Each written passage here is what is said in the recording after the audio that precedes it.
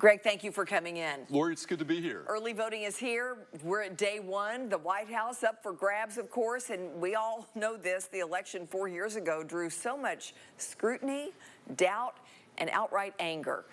Let's talk about voting laws. What do you and your neighbors need to know before you head out to the polls? Well, every time we hear about voting, we hear about voting fraud. So let's talk about who is eligible to vote. And Lori, it's basically anyone that is over the age of 18 or older that is a U.S. citizen that has otherwise not been disqualified.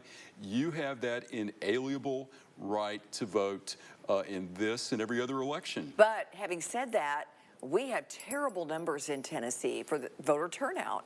Yeah, and you talk about voter fraud, voter laws. Let's look at some of the actual numbers as it impacts Tennesseans. We are the 46th state in terms of voter turnout. And think about that. Lower than most mountain states, lower than some of the states that you think would be obvious. In 2016, we did lead the nation in verified voter fraud cases. But how many cases are we talking? Out of 4.3 million ballots cast, 40 verified cases. Yeah. And Lori, the Election Commission has not referred a case to the Knox County Attorney General's office since 2020. Wow. Let's talk about how you lose the right to vote. What has to happen in your life to keep you from going to the polls? The big one, and typically is there's a confusion about your citizenship or the F word. You are a convicted felon, and if you try to vote and you have a felony conviction, it's like you're also disqualified for jury duty. But it's amazing how people will say, well, that was 20 years ago. I didn't think it still mattered. I forgot. I didn't think it was a disqualifying felony. No, and no. Does that really happen? It really happens. Who can forget they have a felony on their record? Apparently a lot of people can. So if you are a convicted felon, you are per se disqualified to vote. And here's some other problems that happen. For example, Tennessee has a very rigid absentee ballot process.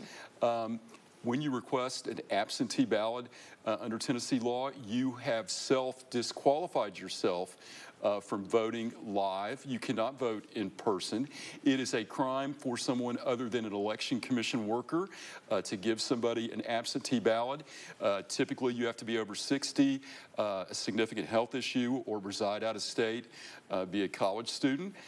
But if you, and the ballot has to be not postmarked, but received prior to the close of polls on November 5th. So not midnight November 5th. You got to get it in before 7 or 8 p.m. If you give someone an absentee ballot, it's a crime. If you falsify information on it, it's a D felony, which could carry 2 to 4 years. And on the bottom of the absentee ballot, Lori, Tennessee offers a $1,000 reward if you offer information for voter fraud and it leads to a conviction.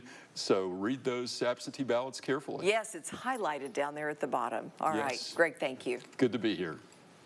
Greg and Lori, thank you very much. If you have a legal question for Greg, send it to AskIsaacs@WATE.com. And remember, we talk with Greg every Wednesday at 5:30 right here on Channel 6. And for a deeper conversation, you can tune into WATE.com at 2:30, where we talk a little bit longer about these types of issues with Greg.